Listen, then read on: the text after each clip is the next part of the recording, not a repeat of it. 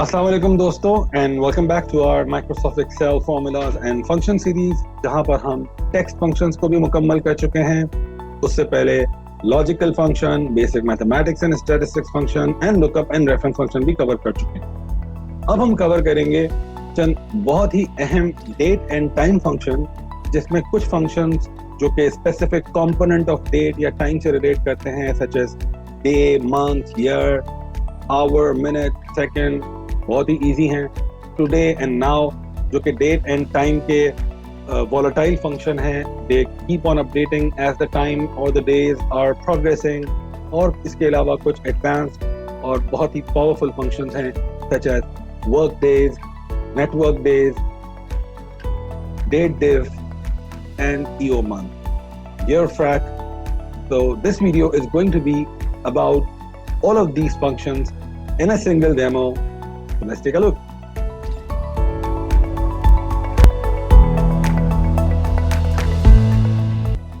Guys, let's hop into our date time sheet and let's start practicing these functions. कर सकते हैं। So ये हमारे पास एक लेट से प्रोजेक्ट मॉनिटरिंग टूल है, हम करंट डेट में यूज कर लेते हैं। सबसे पहले टुडे, आज की डेट क्या है मुझे पता चल जाए, and I get the answer which is 13 फरवरी 2022। अब एक चीज, कंट्रोल 1 प्रेस किया मैं यहाँ इसको डेट की बजाय मैंने जनरल पे कन्वर्ट किया। तो as you can see it's a whole number. मैं अगर इसमें ऑल्ट एच के प्रेस करूं जस्ट टू सी के डेसिमल के बाद क्या आता है, तो दोनों जीरो हैं। तो it's only showing me the date component and not the time component, right. और एक और चीज है कि एक और शॉर्टकट की, अगर मुझे डेट फॉर्मेट इस तरह पसंद नहीं आ रहा, मुझे थोड़ा सा अल्फाबेटिकल एंड न्यूमेरिकल मिक्स चाहिए, तो कंट्रोल शिफ्ट एंड जो हैश की है, कंट्रोल शिफ्ट एंड हैश की अगर आप प्रेस करेंगे तो वो फॉरन फॉर्मेट को ऐसे कन्वर्ट कर देगा। और आपको मैं ऑलरेडी बता चुका हूँ कि आप कंट्रोल 1 प्रेस करके यहाँ से भी प्ले अराउंड कर सकते हैं। आप राइट क्लिक करके फॉर्मेट सेल पे क्लिक करके इसी डायलॉग बॉक्स को यहाँ से भी हासिल कर सकते हैं। होम पे रहते हुए फॉर्मेट सेल्स के ऑप्शन में, ये फॉर्मेट में, ये यहाँ पे फॉर्मेट सेल्स को क्लिक करके भी इस डायलॉग बॉक्स पे आ सकते हैं। अपनी मर्जी से आप चूज करें, you can do it, right. Current time. So now I'm going to use now function. So now it gives me not only the date but also the time parameter, right? 11:32. This is exactly what the time is showing on my clock right now. So if I want to change the format here, let's say I just change the format and I say I already have the date, just give me the time parameters and don't give me the date along with it, just give me hour, minute and seconds. So I can do it like this. So now मुझे वो second भी दिखा रहा है। और अगर अब मैं F9 प्रेस करूँ calculate now, तो as you can see कि मेरा जो सेकेंड्स का पोर्शन है वो डायनामिक है, it's continuously changing its value, right.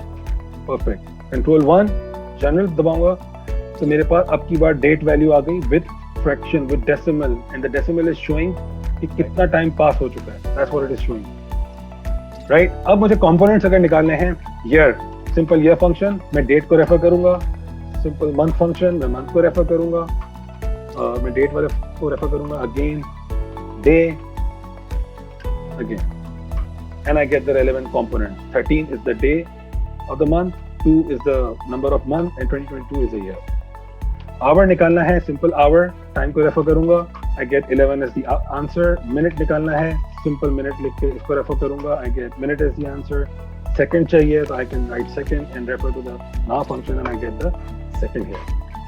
Last day of the month, you already know the drill, EOMONTH, this and 0, we get the last day of the month. First day of the month, EOMONTH. Date को हम refer करेंगे -1 क्योंकि हम last month के end पे जाएंगे, close, and then will move 1 date forward, so we get 1st Feb right here. First day of the year पे जाना है, first day of the year, and remember first day of the year करने के लिए मैं बहुत जुगाड़ी तरीके कर सकता हूँ। जैसे मुझे पता है कि मैंने -1 किया तो हम last day of the month पे चले गए, अगर मैं -2 करके +1 करूँ तो वो 1st जनवरी पे ले आएगा। बट -2 का मतलब ये हुआ कि नेक्स्ट मंथ जब हम मार्च में होंगे इस शीट के ऊपर तो ये चेंज हो जाएगा, ये 1st जनवरी के बजाय 1st Feb लेके आएगा क्योंकि month would have already passed forward. तो मुझे इसको यहाँ डायनामिक करना है, ऐसे करना है कि रिगार्डलेस कि यहाँ कोई भी मंथ हो, यहाँ ये हमेशा यहाँ पे 1st Jan ही लाते थे। तो good thing is, yes, Excel allows me to do these kind of alterations.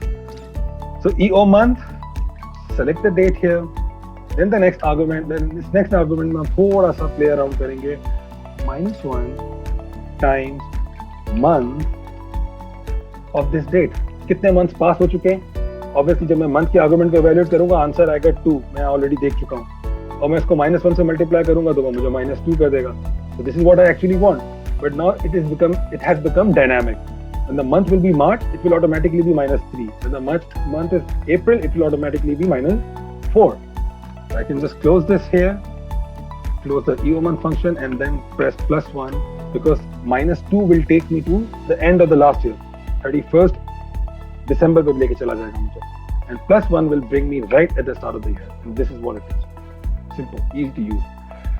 Through the year, कितना साल पास हो चुका, YEARFRAC का फंक्शन में यूज करूंगा. साल की स्टार्ट डेट मेरे पास आ गई, आई कैन सेलेक्ट दिस, मेरे पास एंड डेट है which is today like this, और मैं बेसिस सेलेक्ट करता हूँ actual which is 12%. So the year has already pass 12%. Coming here, अच्छा हम कोई प्रोजेक्ट इवैल्यूएट कर रहे हैं लेट्स से, और उसकी डेडलाइन है 6/30/2022, राइट. कंट्रोल शिफ्ट हैश की to see it in this format, that makes sense. Okay, days until due, कितने actual working days है मेरे पास, तो मैं क्या फॉर्मूला यूज करूंगा, networkdays, start date, the end date, and right now I just press 0, just press enter, तो it gives me 99 कि इतने working days हैं आपके पास. weekends को, Saturday और Sunday को इसने exclude कर दिया.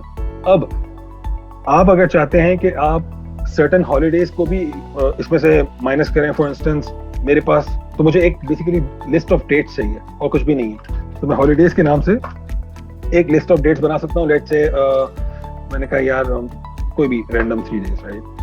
जहाँ मेक श्योर कि दोस आर नॉट वीकेंड, ताकि ओवरलैपिंग ना हो. सो लेट्स से हम मार्च की 15, 16, 17 ऐसे इन 3 डेट्स को ले लेते हैं. 3, 15, 20, 22 चल रहा है, right, 16 and 17, and I'll just press this, right, ये 3 डेज. अब मैं इसमें कैसे accommodate कर सकता हूँ, I will now give this last argument and I will just refer to this list, simple. And you see from 99 इसने 96 कर दिया, क्योंकि 3 holidays आए इसने उसको भी minus कर दिया. So that's how we can play around with this function. Then we have number of work days until due. We actually want to find out how many number of work days we have between workday का function यहाँ पे आ जाएगा, between the start date and the end date, which we already have right here, and we also want to account for these holidays, let's say, and there you go, you have it. Sorry,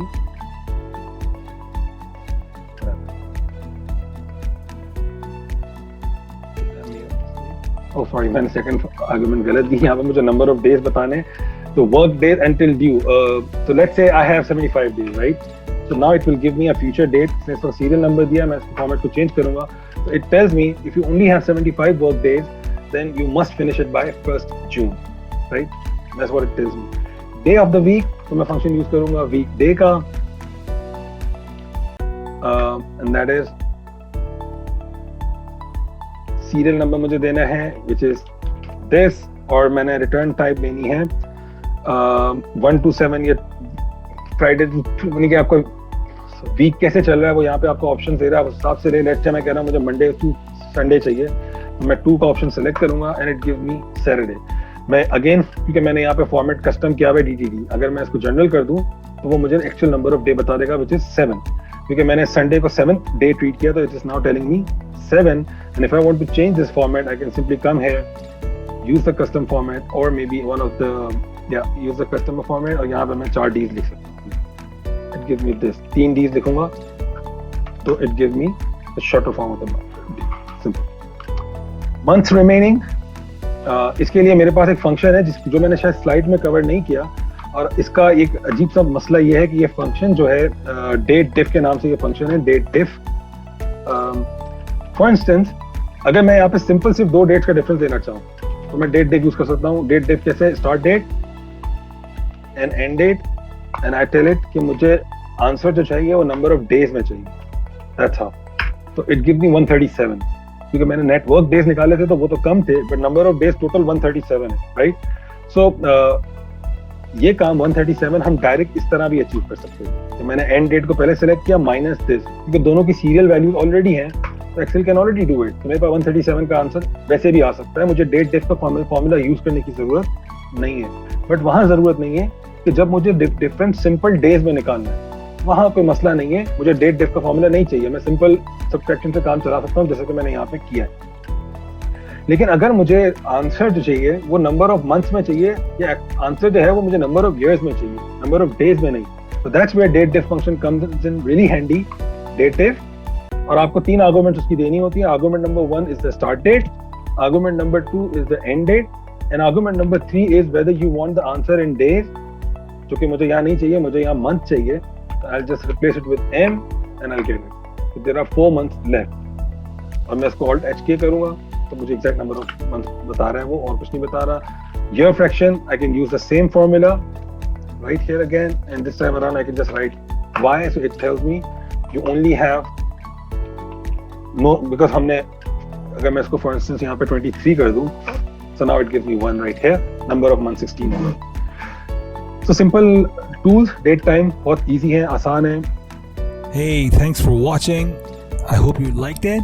Please do not forget to subscribe to our YouTube channel and also press the bell icon so you receive regular updates.